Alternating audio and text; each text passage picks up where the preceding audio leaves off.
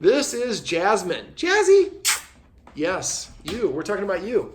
And as you can see right here, she has very little respect for people's personal space. In this video, we're going to go over how you can create and establish an invisible boundary and teach a dog to respect it through body language. All right, so now I've handed the Guardian, you can hold that little treat pouch up. This is a treat pouch. It's full of all sorts of delicious treats. They're chicken livers, so they have a strong aroma. You can see somebody very much wants it. Let's go ahead and put it back on the table where you had it. On the table? Yep. Just somewhere out of reach. There we go. So basically, we're going to be enforcing it over here, but if she goes there, you're going to do the same thing. So there we go. She's very pushy about it. All right, so when she comes around next time, I want you to use those escalating consequences we went over. Actually, I'm going to have you stand up, so you guys will both be doing this. So go ahead and, nope. Amen, I'll say. We don't want to put anybody's names. Walk towards her until, imagine there's a line between the chair and the table right there. And don't let her go past you. Okay, so, nope. So we don't want to let her go past. So go ahead and come over here, call her out. Come. Hold up your hand like this. Come. There you go. All right, now pet her and say come. Walk through her, and then once you get there, I don't want you to let her, stop right there. I don't want you to let her cross that threshold. So that's your boundary. Anytime she's coming there, you're going to stand, you're going to hiss or stand up and march there like, go on those consequences we went over. Your boundary is I don't want her to be on the carpet. So go ahead and stand up, march at her, stop right there. Now, step to the side if she tries to go. When she sits, take a giant step backwards. And stop. Take another small step backwards. Turn to face the TV. And then now, turn to face her. There you go. And there you go. So your job is to block that side. And you're doing great. Now, she's a little too close. So let's say the boundary goes here as well as here. So she's got to be on this side. There you go. There we go. And turn to face her. There you go. Once she sits, take a giant step backwards. Now we want to stop in between each step. So now take another small step back. Up. Now you remember your authority goes whatever direction your hips are pointing. So as soon as you shifted, and don't go off the carpet. There you go. But as soon as you shifted, when you watch this again, you'll see as soon as you shifted, that's what caused her to come forward. So take a step backwards and pause. Take another small step backwards. Now turn to face the TV. And go ahead and grab a seat. But if she gets up, march towards her. She's march. So anytime keep going. There you go. And turn to face her. Can I just walk through her? You are. Okay. Yeah, you did great. Now when she SITs, take a giant step backwards. And that was 3 steps, so try just 2 each time. Small step backwards, so you're up against the couch. And then take a shuffle step that way. And grab a seat and stand up if she stands up. Stand up and turn to face and march. That's okay. This is exactly what we were expecting. So she's pulling to see where she can go. Now, giant step backwards. She's outside the boundary. Another small step backwards. And you can grab a seat now, too.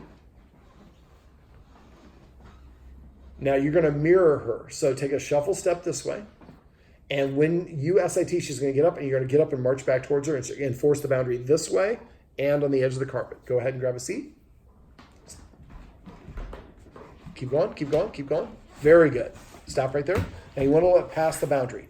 So you want to stop where the line is. The line is a little bit past. There you go. Some people actually put down painter's tape. It's easy for you to see with this one because it's the line of the carpet. Now take a step backwards and pause. When he looks at you, take a small step backwards and then shuffle step. And go ahead and grab a seat, but be ready to get back up. There you go. Good. That's okay. And now you're way past the line. So remember, the line is where the edge of the carpet is. Now, eventually, you might want to make it bigger, but for demonstration purposes here, remember when I talked to you earlier, consistency is super important. So she sat down, take a giant step backwards. Anytime she sits, take a giant step backwards. Take another step backwards, but don't shuffle. There you go. And then now turn to face the TV. So I want you to break each step down in an individual step. So you did 2 steps there. You turned and stepped back. So if she's still too close, there, stop right there. Perfect. She SIT, take a giant step backwards. Not for this, not right now. I like where you're thinking, but not during this exercise. That's okay. All right, now take a small step backwards, just backwards. There you go. Let's take a shuffle step that way. Start grabbing an SIT and be ready to get back up. Took us 3 or 4 repetitions. Go ahead. Keep going. You're doing great. Stop right there. Giant step backwards. Anytime she gives you an SIT, we want to try to step backwards right away as our way of saying, because you SIT'd, that caused me to move backwards. Step back again. Kind of like, thank you. Yeah. And then shuffle step. And you can put your hands at your side. There you go. Whatever's comfortable for you. All right. And that's comfortable. Then grab. There you go. Keep going. That's okay. You're doing great. Step backward right away. Oh. And then a small step back.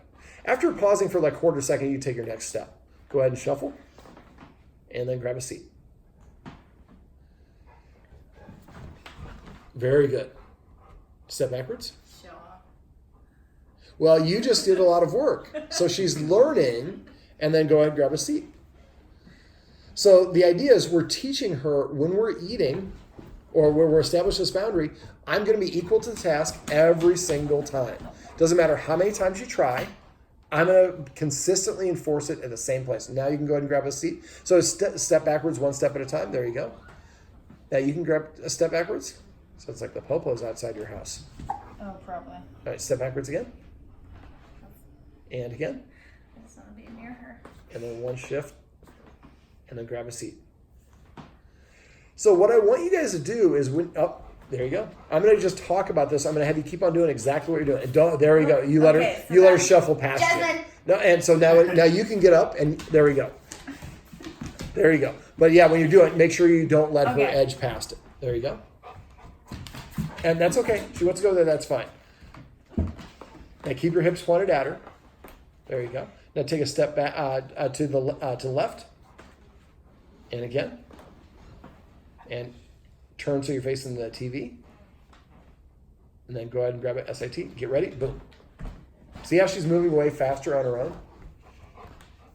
It's going to take practice. You're doing great. And if she wants to go anywhere else, that's fine. All we care about is enforcing here, but she's probably going to try to go one of the other directions. So what I want you guys to do is this is inconvenience when you're actually eating a meal or doing something. Right. I want you to set up a couple of scenarios where you can eat a little snack here and practice doing this. So it just becomes normal. This is the same procedure that you would do for the kitchen, for your bedroom, anywhere you want her to, learn to respect space. And again, for here, that is actually this line here is too close if you're going to be eating here. I would maybe make the line go like from this here to the doorway there. And somebody will put like painter's tape down so you can see exactly where the line is temporarily. After you've done it a while, then you can start removing the line. And so she doesn't really need the line. That's really for you guys. But it just makes it easy for you guys to be consistent. There you go. Now for you can also use the hissing sound next time she does that. There you go. Hiss with the standard.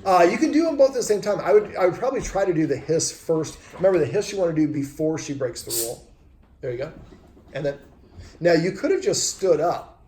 You're standing up and moving towards her, which is a powerful move, and you can do that. Yeah. Well, when you use, there's an old adage, don't use a hammer when a feather will suffice. Right. So we use the smallest movement that we possibly need to. But this is basically, I hate to be Catholic, but this is like paying a little bit of penance, step backwards, from all the times that you've let her give in. One of the dirty secrets I've learned with dogs is every time, you have to always outlast the dog. Mm-hmm. Every time you give in early, you're just punting the problem down the road, and now now the tab is due. So now you're paying the tab. But you're noticing it's easier. She's kind of understanding what you're doing, and it'll get easier the more you practice this.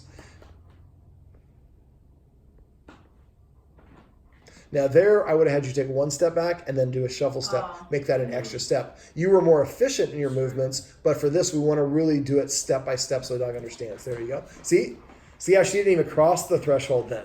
Now, one little tip, don't ever move backwards while she's moving. Okay. Wait for her to be stationary. That's exactly why we do these videos, so you can actually watch it back later on and know what she's doing. Lay down, giant step backwards. And grab an SIT. Like, what is going on?